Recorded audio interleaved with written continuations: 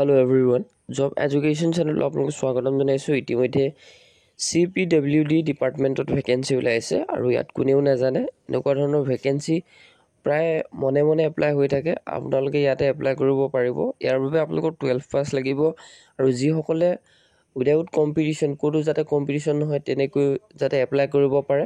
এইখিনি হৈছে আপোনালোকৰ চেণ্ট্ৰেল পাব্লিক ৱৰ্ক ডিপাৰ্টমেণ্টৰ ফালৰ পৰা আহিছে। ইয়াতে কোনো ধৰণৰ আপোনালোকৰ কম্পিটিশ্যন নাই আৰু ইণ্টাৰভিউ নহয়। পোষ্ট আছে টোটেল 8500 ভেকেন্সি আৰু ইয়াতে 12 পাছ সকলে এপ্লাই কৰিব পাৰিব।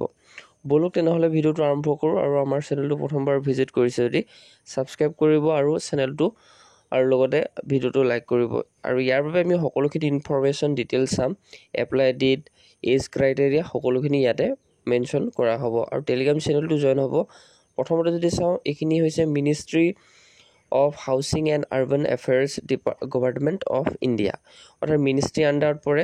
যিখিনি চেণ্ট্ৰেল পাব্লিক ৱৰ্ক ডিপাৰ্টমেণ্ট এইখিনি আমি ministry of housing and urban affairs government বুলি ক'ব পাৰি। ইয়াতে যদি চাই 4500 ক্লাৰ্কৰ ভেকেঞ্চি আছে আৰু 4000 এটা একাউণ্টেণ্টৰ পষ্টৰ ভেকেঞ্চি আছে।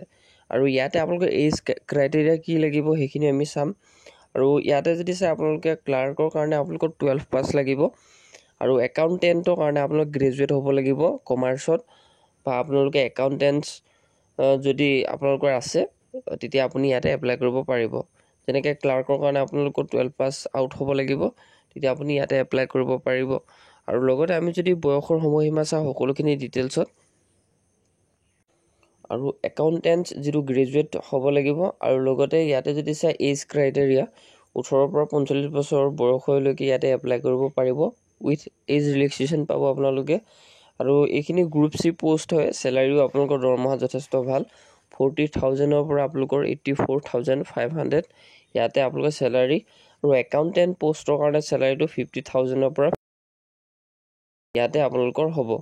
আৰু ইয়াতে যদি আমি চাওঁ এই ভেকেঞ্চিখিনি আপোনালোকৰ এপ্লাই ডেট লিংক সকলোখিনি মই আপোনালোকৰ টেলিগ্ৰাম চেনেলত দি দিম, কাৰণ এতিয়ালৈকে ফ্ৰেছ হৈ আছে। এইখিনি ফ্ৰেছাৰ কেণ্ডিডেটসকলে এপ্লাই কৰিব পাৰিব ইয়াতে। চ' ভিডিঅ'টো লাইক কৰিব, ডেছক্ৰিপশ্যন চেক কৰিব।